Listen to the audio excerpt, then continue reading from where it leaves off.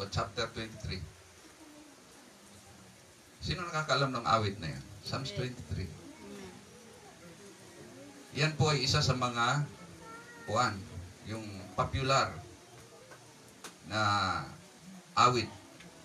Sa mga baguhan po narito, sa Biblia, mayroon pong strand dyan na aklat ng mga awit. Yan po talaga yung mga awit, originally. Kaya lang, wala namang mga recorders noon. Hindi natin alam kung anong tono niyan. Pero ang intention mo talaga niyan, sinulat yan. At yan ay awit. Sa mga Hudyo, sa ngayon, ang ilang bahagi dyan ay inaawit pa rin nila. Nilalagyan nila mga tono. At marami pong mga awiting Kristiyano o tungkol sa pananampalataya na inspired po sa mga awit na ito. At gaya ng sinabi ko sa inyo kanina, ang awit 23 ay isa sa pinaka-popular sa mga awit na yan. 150 lahat yan, yung awit. Chapter 1 hanggang chapter 150. Sa chapter 23, ganito po ang nakasulat, ang Panginoon ay aking pastor. Hindi ako magkukulang. Pinahihiga niya ako sa luntiang pastulan. Inaakay niya ako sa tabi ng mga tubig na pahingahan. Pinanunumbalik niya ang aking kaluluwa. Inaakay niya ako sa mga landas ng katwiran, alang-alang sa kanyang pangalan. Bagaman ako ay lumalakad sa libis ng lilim ng kamatayan, wala akong katatakutang kasamaan, sapagkat ikaw ay kasama ko. Ang iyong pamalo at ang iyong tungkod, inaaliw ako ng mga ito. Ipinaghahanda mo ako ng hapag sa harapan ng aking mga kaaway, iyong binubuhusan ng langis ang aking ulo, umaapaw ang aking saro. Tiyak na ang kabutihan at kaawaan ay susunod sa akin sa lahat ng mga araw ng aking buhay. At ako ay maninirahan sa bahay ng Panginoon magpakailanman. Amen. Sa ngayon lang po na-expose sa mga verses na yan, 6 verses lamang, 1 chapter. Markahan ninyo ang aklat ng awit na yan. Napakaganda niyan. Yan ay matagal kong alaga sa sarili ko. Pag hindi ako nakapagbasa ng Bible, nire-recite ko yan mga kapatid. Yung aklat ng awit na yan. At napakaganda ang Panginoon ng ating pastor.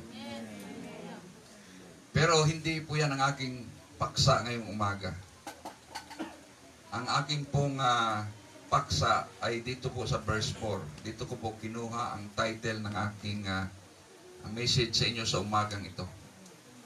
Ang sabi diyan, bagaman ako'y lumalakad sa libis ng lilim ng kamatayan, wala akong katatakutang kasamaan. Ang title po ng mensahe ko sa inyo ngayon, walang katatakutang kasamaan. Praise God. Sino sa inyo ang mayroong kinatatakutan? Taas ang kamay. Magtaas tayo ng kamay. Lahat tayo mayroong kinatatakutan. Hindi po pwedeng wala tayong kinatatakutan. Ngayon, pag-usapan muna natin dahil ang sabi rito, walang katatakutang kasamaan. Una nating talakayin ang tungkol sa kasamaan. Ang kasamaan ay kabaligtaran ng kabutihan. Ganun lang po yun. Baka may magtatanong pa ano ba ang kasamaan? Pag hindi mabuti, masama yan. Tama ba?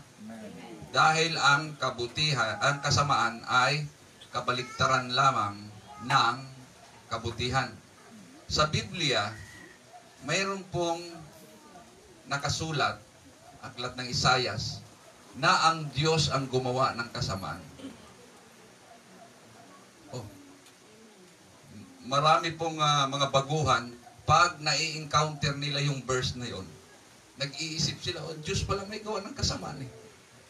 Kahit kami sa Bible School, nung nag-aaral kami, nagkaroon kami ng discussion tungkol dyan. Gawa pala ng Diyos yung kasamaan eh. God created evil. Ganito po yan. Hindi po talaga niyan objectively na ginawa yung masama. Doon po sa aklat ng Genesis chapter 1, ay makikita natin to. Tuwing matapos ang Panginoon gumawa, tinitingnan niya yung kanyang ginawa at sinasabi niya, mabuti. Tinignan niya ang kanyang ginawa, tapos ito'y mabuti. Automatic, nag-exist yung evil. Dahil hindi mo pwedeng i-describe yung mabuti kung wala siyang counterpart. Para bang ano? Kaya alam natin na mayroong gwapo dahil may pinagkukumparahan tayo na hindi gwapo. Amen? Kaya naman sinasabi natin mayroong mga magaganda dahil mayroong mga hindi rin. Kuha ninyo? So automatic po yon. Nung ang Diyos ay gumawa ng mga bagay na mabuti, nag-exist po yung evil. So wala namang problema doon sa evil eh. Wala namang problema doon sa kasamaan. Kaya lang, dumating ang isang araw na ang kasamaan na ito ay siyang sinundan ng dyablo. Parang ano yan eh. Wala namang masama kung may gwapo o hindi gwapo eh. Wala namang masama kung may maganda o hindi maganda. Iwasan niyo sabihin pangit kasi mas masakit pakinggan yan. Sabihin niyo hindi gwapo, hindi maganda. At least nandun pa rin yung gwapo sa maganda. Pero pag sabihin mong pangit, parang napaka-brutal ng dating. Diba? Nasa paggamit lang yan. So wala namang problema eh. Kung may mga gwapo, mayroong mga hindi gwapo, wala, hindi man tayo nagkakaproblema sa ganyan eh. Kaya lang, pag pinagpipiestahan mo yung negatibo, doon nagkakaroon ng problema. May na-open, mayroong nag-aaway, mayroong nagdadamdam. Ganon din ang nangyari. Nung ang Diyos ay lumikha, lahat ng nilikha niya ay mabuti. Ngunit ang katapat nitong kasamaan ay nag-exist. Nung mayroong isang nilalang ng Diyos na nagkaroon ng hindi magandang kaisipan, palaban sa Diyos, sinakyan niya yung kabila, yung kasamaan. Kaya, yung Diablo na dati nilikha na mabuti, nung siya po ay sumakay dito sa kasamaan, ang tawag sa kanya ay devil. Yung evil ay naging devil. At siya ang naging pinuno o Panginoon ng kasamaan. So anumang bagay na hindi natin ikabubuti, malamang ito ay ikasasama natin. Pangarap natin siyempre yung mabuti at kung ano lamang ang bagay na ikabubuti natin. Kaya ang hindi natin ikabubuti, malamang ito ay ikasasama natin.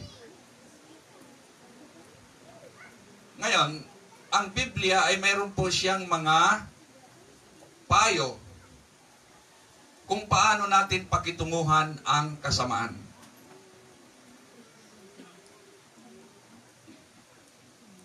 Ang reality ng existence ng kasamaan ay nariyan. Mayroon talaga.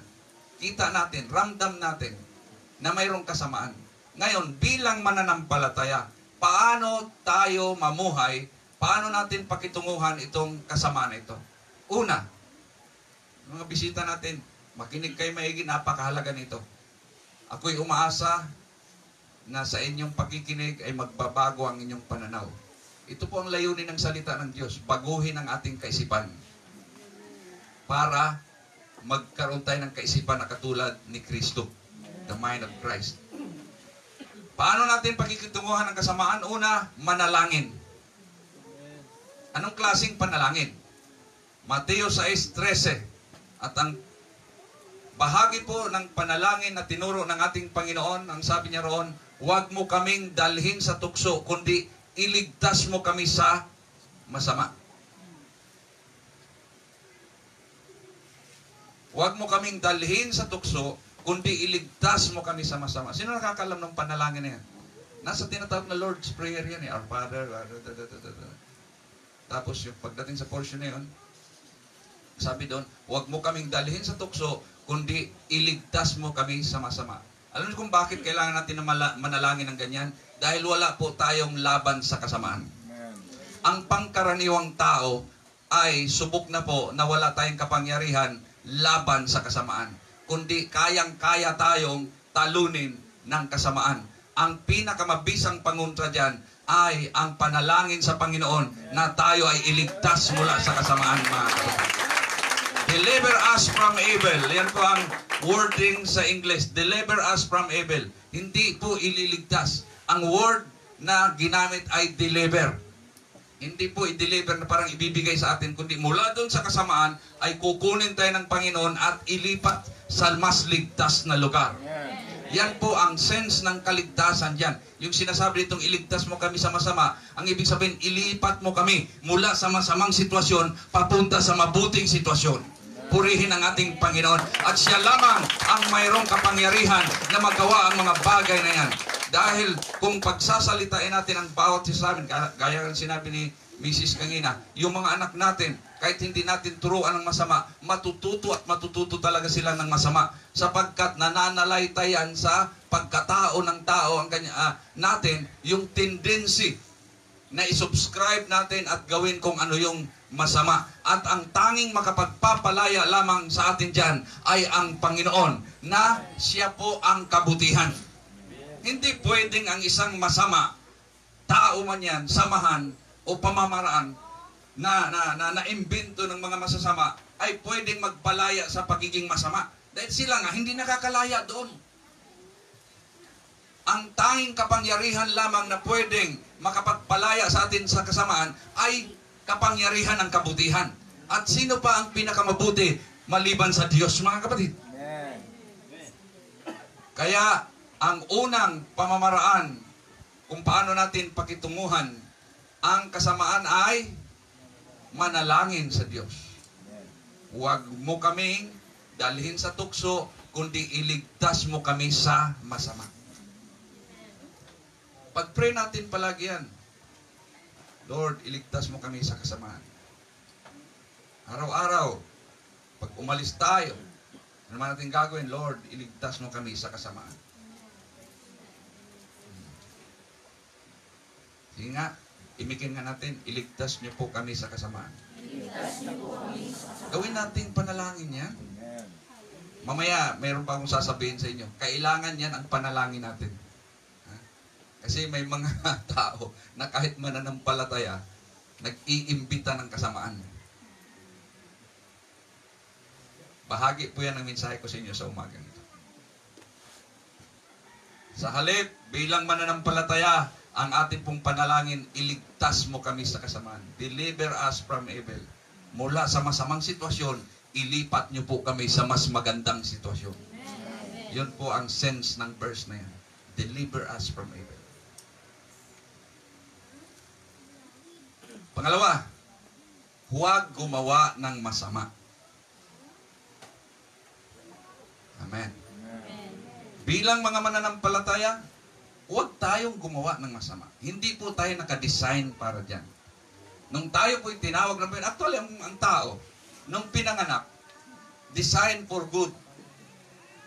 Nakadesinyo tayo sa kabutihan at paggawa ng kabutihan. Kaya nga pag gumawa tayo ng masama, ang Diyos ay hindi natutuwa sa atin. Dahil hindi yan ang kanyang disenyo sa atin. Alam nyo ba, na pag gumagawa ang tao ng masama, siya ay mapapasama. Mas lalo siyang mapapasama. Dahil mayroon po kasing mentality, sige gawin mo yan, para sa ikabubuti mo yan. Kahit yung ipinapagawa sa kanya, ay talagang ikasasama niya. Na, i-establish natin ang pananalita na yan. Ang paggawa ng masama ay hindi ikabubuti. Ano man katuwiran ng tao, ano mang dahilan o motivation sa kanya, ang paggawa ng masama ay hindi o talaga ikabubuti yan. Ang gumagawa ng masama ay lalo lamang mapapasama. Ngayon, sino ang nangangarap ng ganyan? Wala.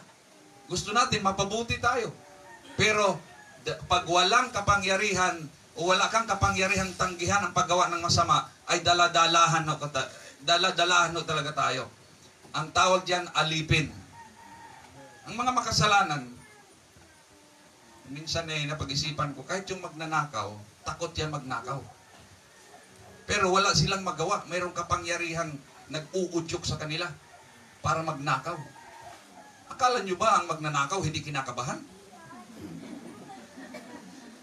takot din. Eh bakit sila pag nagnakaw, kailangan walang tao? Dahil takot silang makita at mahuli. Takot din. Pero wala silang magawa. Mayroong kapangyarihang nagtutulak sa kanila. Bakit nagtatago sila? Bakit kailangan gabi? Dahil takot din sila eh. Baka sila'y mahuli. Gayon pa man, hindi nila kayang tanggihan ang espiritu ng kasamaan na humihimok sa kanila. Alam nyo, yung espiritong masama, pag yan ay maka-points ng isa sa tao, hindi yan titigil. Susundan yan. Pag ikaw ay nailaglag niya, sabi ko nga doon sa isang kapatiran pinapayuhan ko, sinubukan ka, nailaglag ka, uulitin yan. Kaya maging maingat ka. Umiwas ka na sa mga sitwasyon na pwede kang mahulog ulit. Dahil nailaglag ka na minsan. Amen? Amen. Praise God. Anong isang kapatiran doon? Si Brother Sabila. Doon iniiwanan ang motor sa may pasilyo. Tapos sabi, ninakaw yung battery. Nakaw yung battery. Kasi yung lagayan ng battery, yung upuan ay walang kandado. Walang lock. So, binubuklat lang, kinukuha yung battery. Binilhan ng bago. Ninakaw na naman. Sabi ko, mapangatluhan ka pa. Kasi same situation eh. Ganon din ang masama. Pag makapoint sa buhay natin yan, mamimihasa yan. Babalik-balikan ka yan. At huwag mong asahang pakunti ng pakunti, palala ng palala ang gagawin yan. Pag kaya kanyang kontrolin, pag kaya kanyang lukuhin, pasunurin, tutuluyan kanyan. Kaya huwag na tayong magsimula. Dahil hindi yan titigil. Alam niyo kung anong layunin ng masama? Juan 10:10, ang sabi ng Panginoon, magnanakaw ay dumarating para magnakaw, pumatay, at magwasak. Ang kasamaan, ang masama, hindi po yan, walang mabuting layunin sa tao yan. Ang pinaka-ultimate na layunin ng masama sa tao ay wasakin. Kung pagbibigyan natin yan, hindi tayo iiwan ng yan, buhay. Papatayin ka talaga niyan. Yun po ang kanilang layunin. Pangalawa, huwag gumawa ng masama. Pangatlo, lumayo. Yun. Lumayo. Kaya hindi ako palo doon sa awit na tukso, yung utukso, layuan mo ako. Dahil hindi yan tama. Kahit ikay namumuhay na mag-isa, may naglalaro na tukso sa iyong kaisipan.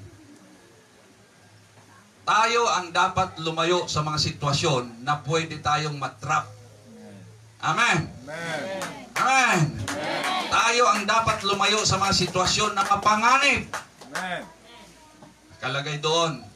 Kasi siya depository ng kuryente, nakalagay doon. High voltage. Keep off. Huwag kang pumasok dito. Napakataas ng voltahe ng kuryente. Pumasok pa rin na kuryente. Anong gagawin niya? Kakasuhan niya yung compound? Siya pumasok doon sa loob, nakalagay na nga doon ang warning eh. Mapanganib. Tapos yung mga kalsada, nakalagay, lalo tigit yung mga paliko. Madulas, pagbasa, slippery with. Kaya maglalagay dyan, mga 40 kilometers lamang ang speed. Tumira ng mga 60 hanggang 100. Na disgrasya. Sino sisisihin niya? Mayroon na nga babala eh. Ganon din sa atin. Sa mga tao, lalo tigit sa mananampalataya. Punong-puno po tayo ng mga paalala at mga babala. Pag hindi natin ito susundin, malalagay tayo sa panganib. At baka madisgrasya pa tayo. Lumayo tayo sa kasamaan. Anumang anyo ng kasamaan ay huwag nating katuwaan, kundi iwasan po natin. Ang sabi po dito sa Roma 12:9, kapuutan ninyo ang masama, panghawakan ang mabuti. Amen. Roma 12:9, ulitin ko, kapuutan ninyo ang masama, panghawakan ang mabuti. Amen. Hallelujah.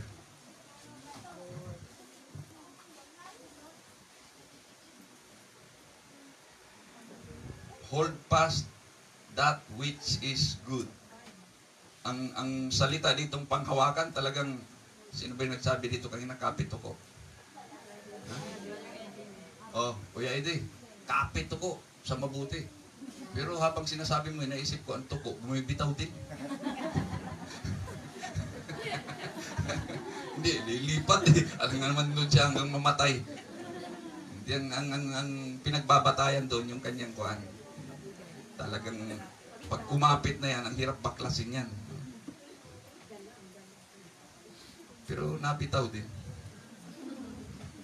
Pero sabi nito, na ito yung formula ng kuhan eh, ng sulat ni Apostol Pablo. Kapuutan ng masama, panghawakan ng mabuti.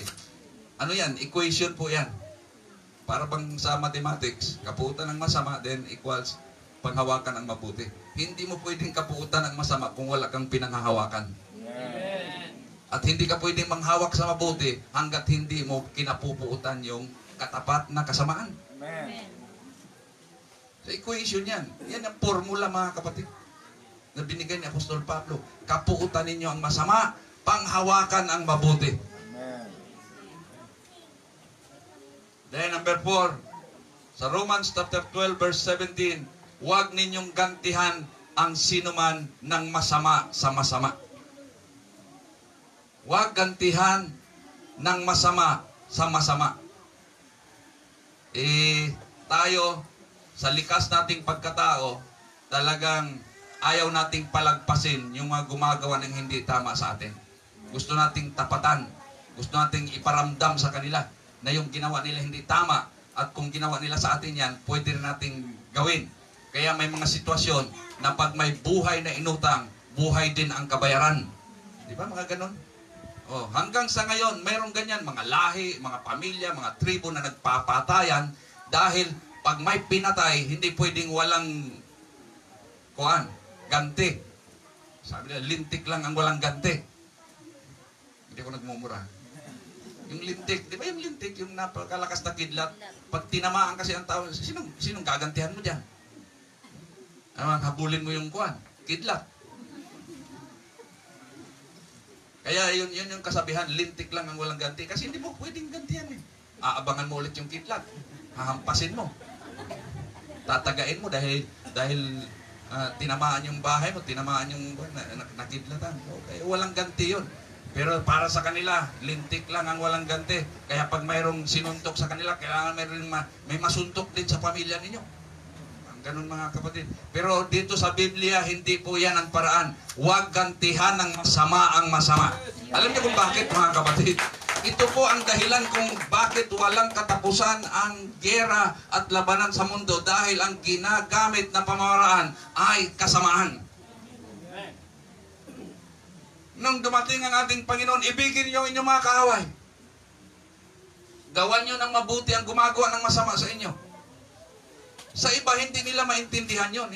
Kahit yung mga Hudyo, nung dinatnan ng ating Panginoon, kaya hindi nila matanggap ang Panginoon na siyang Mesiyas na kanilang hinintay. Dahil ang akala nila, yung darating nilang Mesiyas ay isang mandirigma. At sila ay pangungunahan para makipaglaban, umaklas laban sa Roman Empire. Para magkaroon sila ng independence. Pero nung dumating ang ating Panginoon, pag-ibig ang kanyang mensahe, hindi po giyera. Ibigin ninyo ang mga umaapi sa inyo. Kung kayo ay sampalin, pasampal pa kayo. Kung kunin ang inyong balabal, ibigay nyo kung anong gusto niya.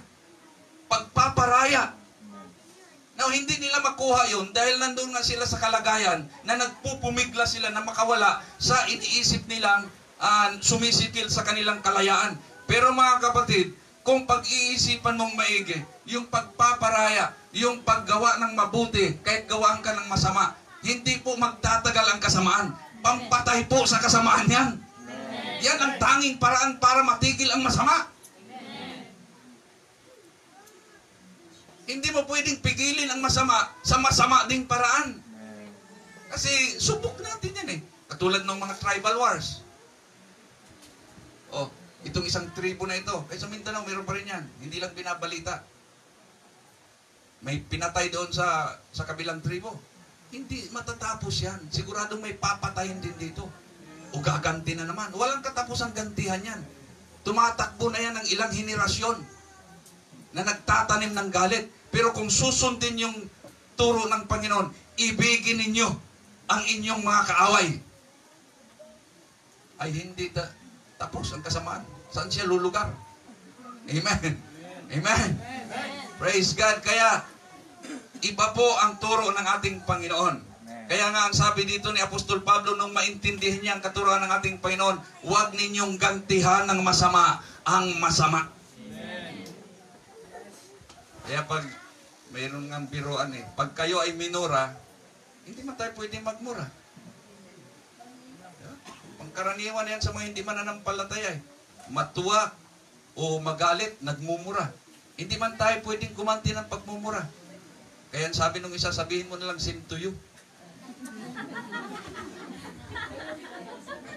Yun din yun.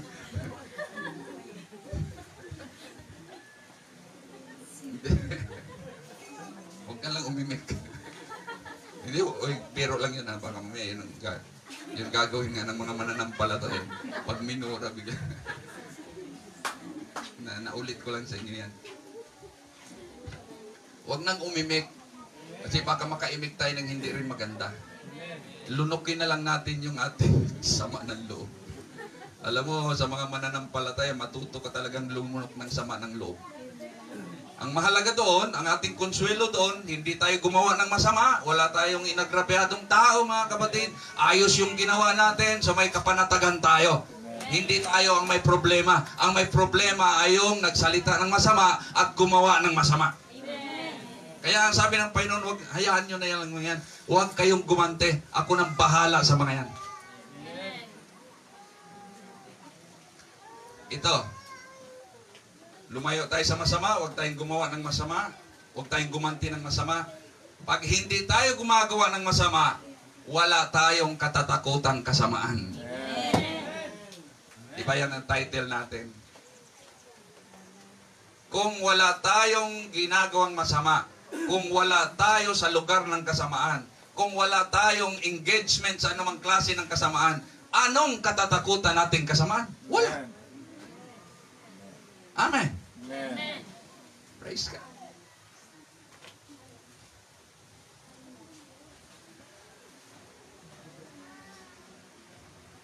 Parang ano yan nagkaroon ng giyera sa ibang lugar. Karoon ng giyera. Talagang matinding labanan, kikita sa telebisyon. Ang daming namamatay. Halimbawa, yung sa Syria. Nung binumba ang Syria, binumba ng binumba. Napanood nyo yan? Ha? Nakaraan? Ang Syria ba yun? Diba Syria? Tapos ang daming ang umalis na doon dahil talagang hindi sila tinantan doon. Binumba ng binumba. O di kayo yung nangyari sa Iraq. Afghanistan. Pagkatapos, itong mga Pilipino dito sa Pilipinas, takot na takot. Kasi nagkabumbahan na sa Syria, nagkagyera na sa Iran, sa Iraq. Anong problema natin? Ibang bansa yun. Akong mangamba naman dito, kasi may mga ISIS daw doon. Sabi nga na iba, mas matindi yung mga misis dito. Ikaw sa ISIS din Walang sinabi yung mga ISIS na yan Mga under din ng mga misis nila yun mas matindi ang terror ng mga misis minsan. Tapos takot na takot dahil may mga ISIS doon sa Iraq, may mga ISIS doon sa Syria, kung saan-saan may ISIS mga kapatid.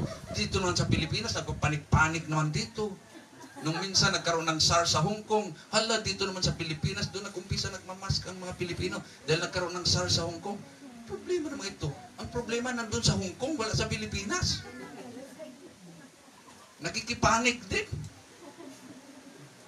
Salamat nga tayo tula dito sa atin. Abay, tinakot din ang sarili. Kaya minsan, yung mga balita hindi rin nakakatulong. Pero itong nakaraang mga kalamidad, ang laking tulong. Kasi, ang trabaho ng mga nagbabalita ngayon, yung pinakamalala, yung pinakamasama, yun ang binabalita. Yung palang lugar ay kakaunti lang naman ang nasalanta. Yun ang binalita ng binalita. Kaya nangamba yung iba. Kung nagbigay ng tulong, sabi ko, pakinabang din. Mabuti yung ginawa nila. Yung pinakamasasama ang binalita. Nag-alala yung iba. Nagbigay ng tulong. O, sino bang pwedeng tulungan yan? Sige, bigay tulong.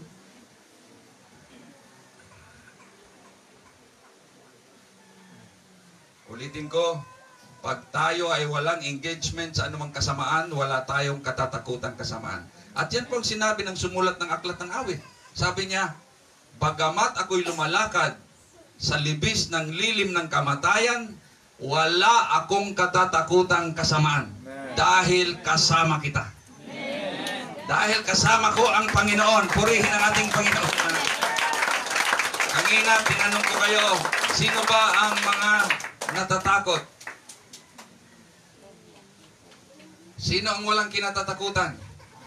Tanong ko sa inyo kanina. Mamaya tatalakayin natin yan. So, nakakatiyak tayo na kasama natin ang Panginoon pag sumusunod tayo sa Kanya. Masasabi lamang natin na wala tayong katatakutan kasamaan kung wala tayong ginagawang masama at hindi tayo namumuhay ng masama at kasama natin ang ating Panginoon. At para matiyak na kasama natin ang ating Panginoon, dapat sumusunod tayo sa ating Panginoon. Ang mga taong hindi sumusunod sa Panginoon, ang mga taong sumusuway sa ating Panginoon, hindi po yan sila sinasamahan ng ating Panginoon. Malayo po ang tao sa malayo po ang Diyos sa mga taong makasalanan. Nasa talata sa Biblia, malinaw yan eh. Ang kasalanan ninyo ang naglalayo sa inyo sa Diyos.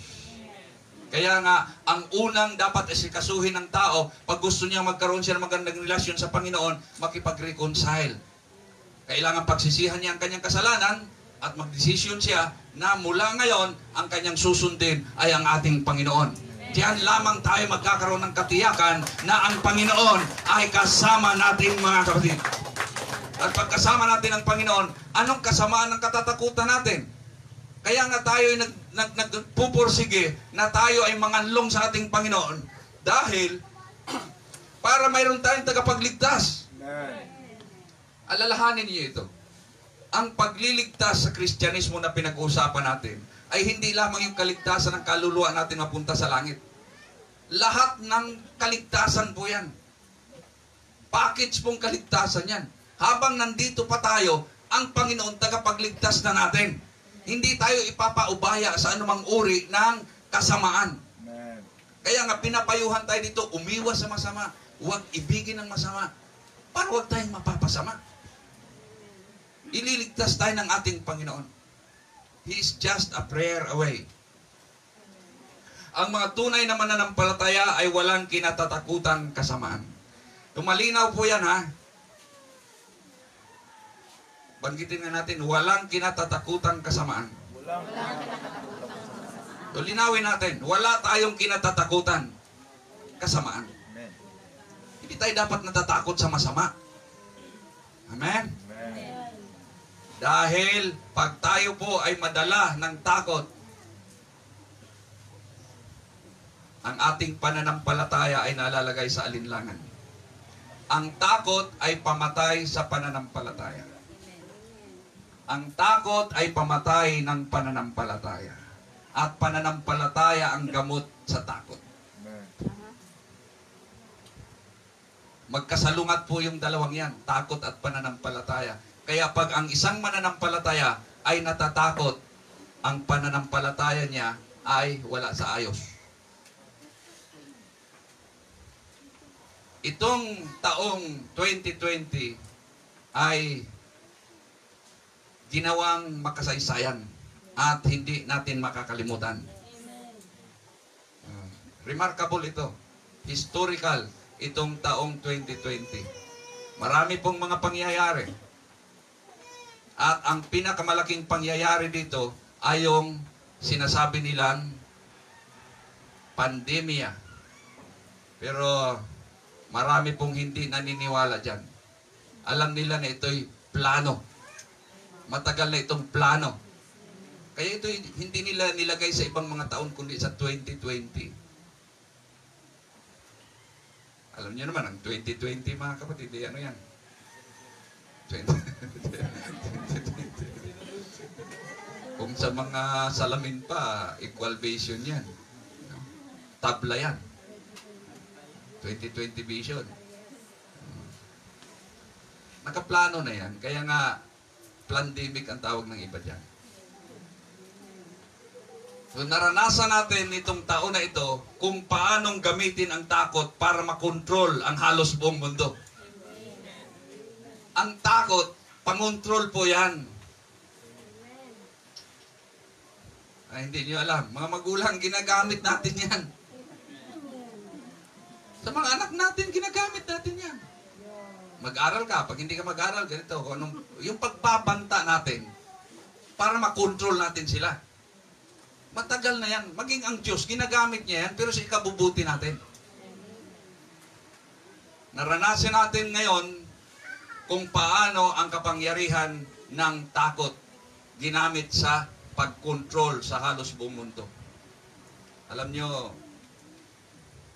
kabidyo ako. Pero, itong mga panahon na ito, itong magtatapos ang December, ini-expect ko na ngayong December ay tanggalin na lahat yung restrictions.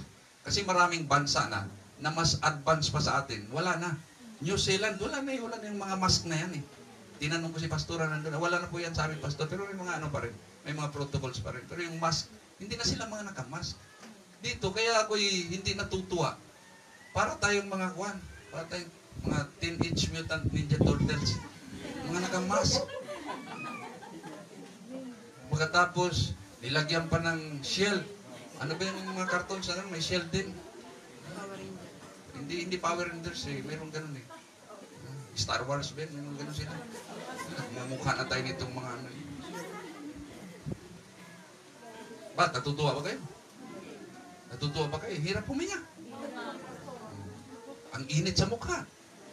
Buti kung papasok ka doon sa air condition na lugar, eh, ganun pa rin eh, kahit nandun ka sa mall.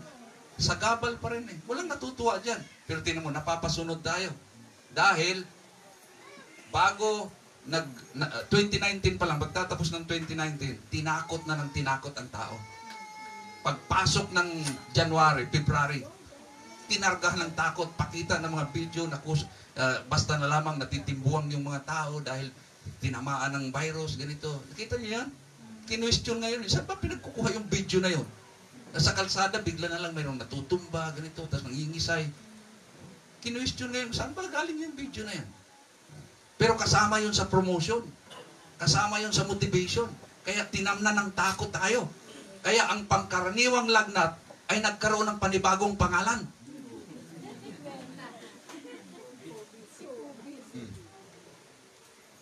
Ilang beses na natin naranasan yan sa buong buhay natin.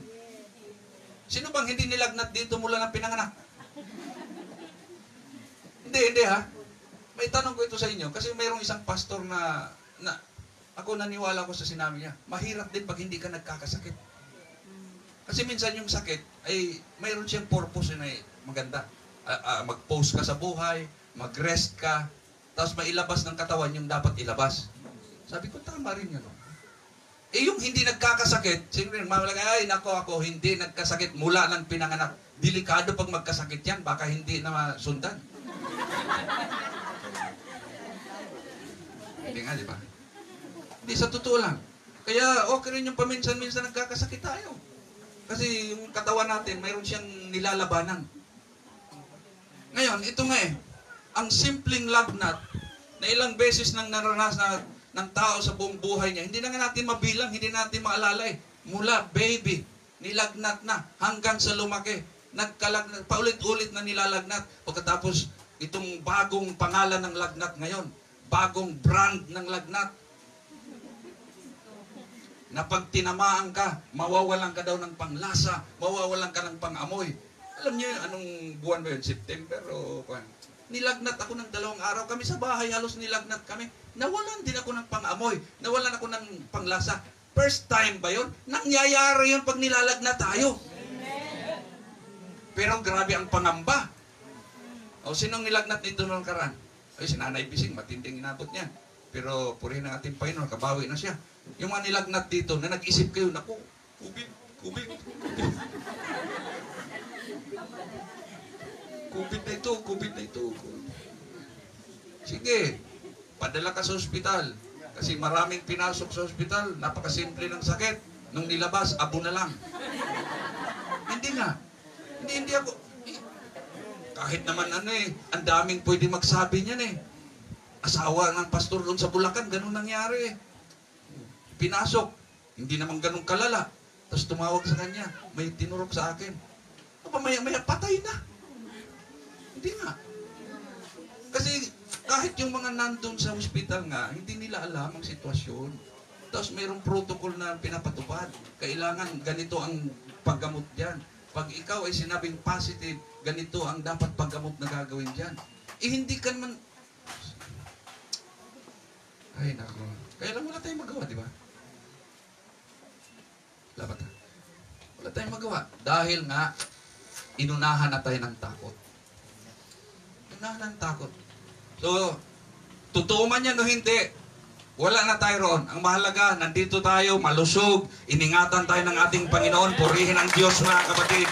Pero ang karanasan natin sa taong ito, ang hindi natin pwedeng pasinungalingan. Mayroon talaga tayong naranasan. At tigil. Pati ngayon ang bus ay hindi pa bumabalik ang biyahe. Pati bus na COVID, na quarantine.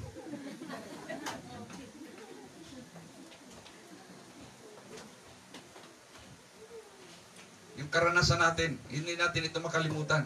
Sa buong buhay natin, tayo ay naging kabahagi ng ganitong klaseng eksperimento at sindikato. Naging biktima tayo. Marami pong naging biktima. So, ang takot ay nakakasira. Habang sa iba, ito ay malaking pakinabang. Yan ang sinabi ko doon nung nangaral ako nung minsan. Ba't ba hindi ito matapos-tapos? Samantalang lahat tayo ay gusto nang tapusin. Pwedeng tapusin, pero hindi pwedeng tapusin. Kahit presidente natin, gusto na itong matapos eh. Pero hindi siya pwedeng mag-declare. Dahil meron pang mga kapangyarihan sa likod niya. Wala siyang magawa. Pwede. Ano lang naman i-declare ng presidente, ng mga mayor. Tapos itong nakaraan, tumaas ng tumaas ang mga kaso. Sabi ko, ba't kasi test ng test? Tapos nire-report. Kung wala nang mag-test, edi wala nang kaso. Kasi ang advice ng mga ibang mga doktor, gamutin na lang yung may sakit. Huwag nang test ng test, pag ito sasabihin positive. Kasi yung test ay hindi rin accurate. So, suspetsahan ka lang, kaya ito nga nakakaluko eh. Sasabihin, ito may COVID, huwag sana. Ito may COVID. Asymptomatic. Yung nakakaluko yung asymptomatic na yun. Hindi ko talaga matanggap yung... Narinig na ba ninyo yan? Asymptomatic. Ibig sabihin, may sakit siya na walang palatandaan. May sakit, walang palatandaan. Parang sinabi sa'yo, may lagnat ka. Pero walang palatandaan. Hindi masakit ang ulo, hindi mainit ang katawan. Wala. Pero may lagnat ka. Walang kalukuhan ito. Pero wala tayong magawa. Kasi may nagsabi niya ng mga authority. Sila yung may control.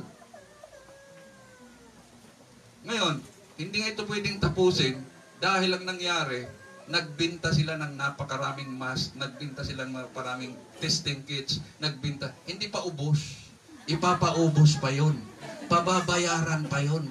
Malaking kalugi. Kaya sabi ko sa inyo, ang takot ay nakakasira. Pero at the same time, para sa iba, malaking pakinabang. Marami ang kumita dito.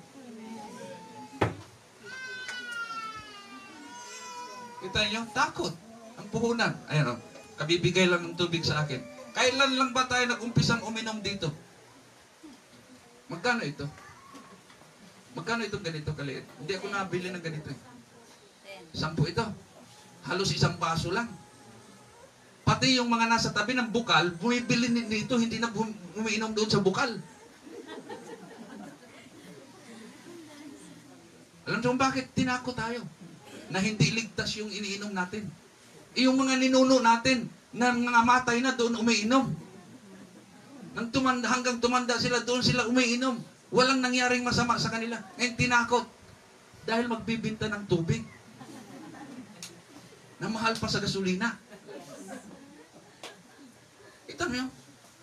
Palagi kong sinasabi yan, kailangan mayroong sumigaw na isang tinig para dyan. Dahil ginawa ng puhunan ang pananakot ngayon. nagpapauto naman ng marami. Nakakalungkot. So, gayong paman, at least makita ninyo, maniwala kayo sa akin o hindi, makita ninyo kung paanong ginamit ang takot para mag-control. Pero ito sabihin ko sa inyo, kailangan natin ng tamang amount ng takot. Hindi rin pwede natin sabihin, kailangan mawala ang takot sa akin. Patay ka. Kasi kailangan natin yan. Para yan ang dahilan kung bakit tayo ay nag-iingat. Dahil mayroon tayong takot. Amen? Amen. Mga driver, pag sinabi ninyong, Lord, tanggalin mo ang takot sa akin. Iwan ko lang kung makarating ka sa bahay mamaya, nagmamaneho ka. Wala kang kinatatakutan. Kahit sa lubong, walang takot. Ang takot ang dahilan kung bakit nagiging maingat tayo. Para kang si Buy Tapang. Walang kinatatakutan. Mga mahinang nila lang. Kailangan ng tamang takot para mabuhay ng maayos at humaba ang buhay natin. Kailangan natin, parang ano rin yan eh. Yung, narinig niyo sa akin yan.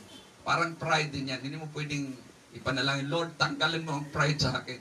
Hindi pwede yun. Hindi ka pwedeng manindigan sa anumang bagay pag wala ka niyan. Kailangan natin yung pride. Pero tamang, ano lang, tamang dosage lang. Huwag lang sumubra. Sumubra. Ganon din yung takot, huwag lang sumubra. May tamang, kuha yan eh, may tamang amount yan. Kung sa medisina pa, may tamang dosage. Kailangan natin yan. At kailangan din, tama ang kinatatakutan natin at tama ang paggamit natin sa takot na yan. Sino ba yung kahapon sabi? Nininervyos pag tumataas ang presyon. Mayroong asawa ng pastor niyan sa Bicol, muntik nang mamatay. Dahil sa takot pag tumataas ang presyon. Hindi yung taas ng presyon ang ikamamatay eh. Yung takot. Hindi na nakakain, halos hindi na makatulog, monitor sa kanyang presyon. Doon siya takot. Naku, nung pinuntahan namin mga kapatid, tingin ko na bigla kami dahil malusog yun si Mami. Tapos nung pinuntahan namin parang hindi natatagal eh. Purihin ang Panginoon hanggang ngayon buhay. Talagang inano siya ng Panginoon, niligtas siya ng ating Panginoon. Pero ano ang nagpalala sa kanya? Yung takot. Karamihan ng sakit mas lumalala dahil sa takot. Kaya ang hindi tamang amount ng takot ay nakakasira. Pero kailangan natin yan. Amen. Amen. Parang yan eh. Walang iniwan po yan sa asin. Ang asin ay kailangan natin.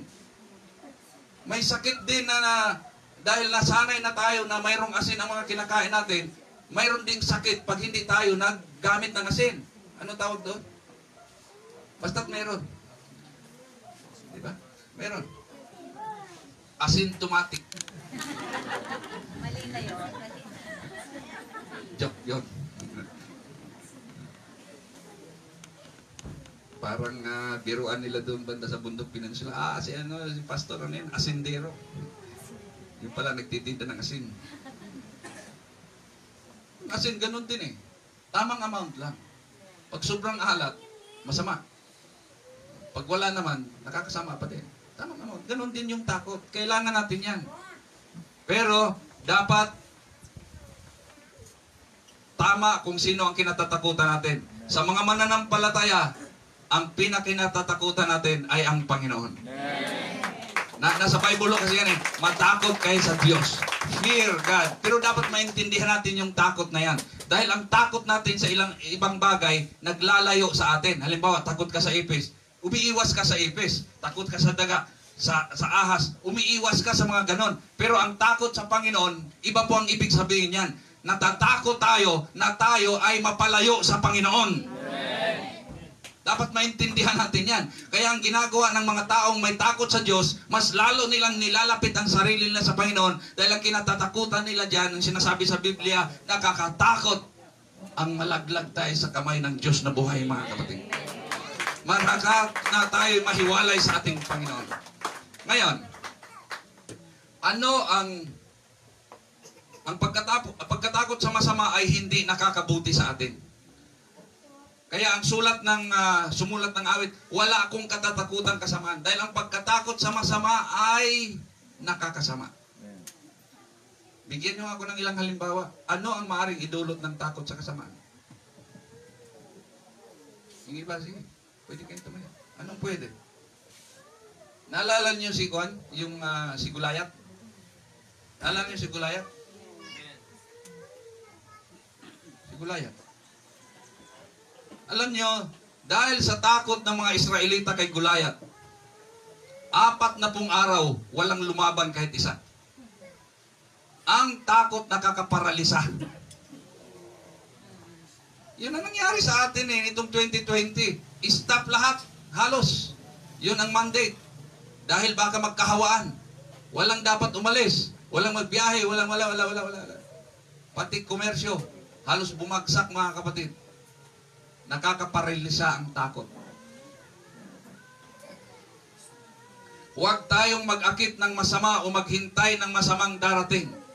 Yun sinabi ko sa inyo kanina eh. Mga mananampalataya, makinig kayo sa akin. Tayo ay mananampalataya. Wala tayong katatakutang kasamaan. Tama? Wala tayong katatakutang kasamaan. Oh, may sang-ayon pa ba dyan? Wala tayong katatakutang kasamaan. Kaya huwag tayong mag-akit, huwag tayong maghintay ng masamang darating. Amen. Katulad sa bagyo. May bagyong darating.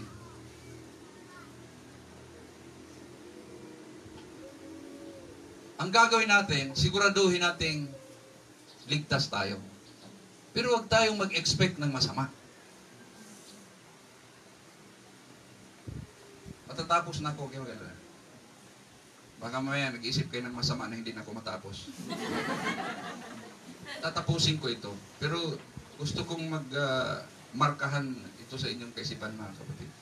Bilang mga mananampalataya, huwag tayong magmamagnet ng kasamaan. Nag-iisip tayo palagi ng masama eh. Alala ko nung minsan yung isang nating kamanggagawa nasa Lucena biglang umuwi sa kanila, hindi nagpaalam. Naalala niya? Pero mga buwan lang. Ang sarap ng buhay niya doon. Naka-uwi siya sa kanila kapag relax ng konti. Ang hindi niya alam, yung mga tao dito natataranta na kung nasaan siya. Nagbibiroan na, pati daw doon sa punerarya, pinagkahalungkat na kung sino yung mga naroon. Pati doon sa yung pinagdadalhan ng mga na-COVID, tinanong na kung nandoon. Pati sa Quezon Memorial, tinanong na kung may pasyente ipinasok na gano'n. Siya walang kamalay-malay. Walang signal Hindi makontak. Di ba? Natural yan Tumawag ka sa anak mo. Hindi sumagot agad. May tumatakbo na sa isip natin. Ano? Yung mahal mo sa buhay, yung inaasahan mong darating, hindi nakakarating. Malamang may tumatakbo ng masama kagad sa isip natin. Baka may nangyaring ganito. Yan ay hindi magandang alagaan. I-reject natin yan. Dahil parang nag-i-expect tayo palagi ng masama. Yung mga hindi mananampalataya sa Diyos, normal sa kanila yan. Dahil may atraso sila sa Panginoon. Pero pa tayong mga mananampalataya, ang sabi ng sumulat ng awit, kahit lumakad ako sa napakapanganib na sitwasyon, wala akong katatakutang kasamaan dahil kasama kita, Panginoon.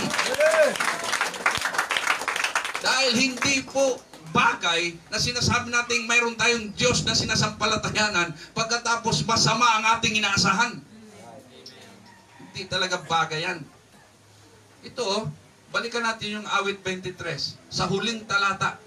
Anong sabi doon? Awit 23 sa S. Tiyak na ang kabutihan at kaawaan ay susunod sa akin. Hindi sinabi diyan, mga kapatid, sa una, ang Panginoon na aking pastor.